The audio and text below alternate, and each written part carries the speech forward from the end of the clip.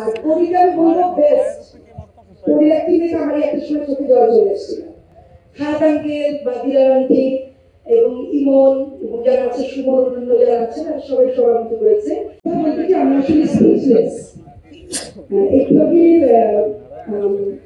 বর্ষাপু যে কথাটা বলে গেলেন আমি আসলে মুগ্ধ। আর আমি আসলে ভাবিনি যে মানুষ এত সাইলেন্টলি কোনো আওয়াজ নাই ওখানে দাঁড়িয়ে ছিল, সিট নেই, সবাই বসে থেকে দেখবে, এরকম আসলে আমি বুঝতে পারিনি। কাগজের বই গল্পটা যখন আমি পাই তবে আমি স্ক্রিপ্টটা যেহেতু নিখোঁজ কিন্তু খুব সুন্দর স্ক্রিপ্ট করেছে। আমি সিনেমা সম্বন্ধে কিছু বলবো না, শুধু এতটুকু বলবো আমাদের চেষ্টার কমতি ছিল না। এটা একটি পারিবারিক গল্প, সবাই মিলে বসে থাকা যায়। আর অভিনেতা জিএফকে চ্যালেঞ্জ দিয়ে বলতে পারি এই প্রথম এত কি বলবো হ্যান্ডসাম লেগেছে,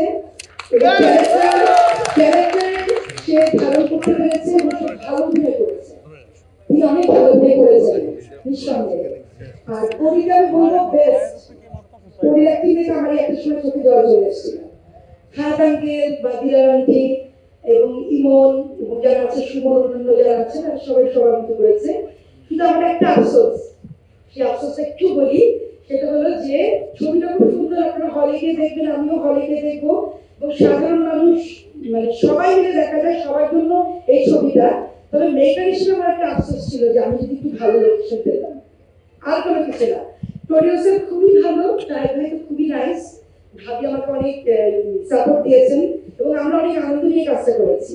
সেক্ষেত্রে ছবিটি হলে যাচ্ছে 19 জানুয়ারি, আপনারা সবাই দেখবেন। আমার মনে হয় মানুষ পছন্দ করবে, দর্শক পছন্দ করবে, দর্শকের রুচি কিন্তু আসলে অন্যরকম।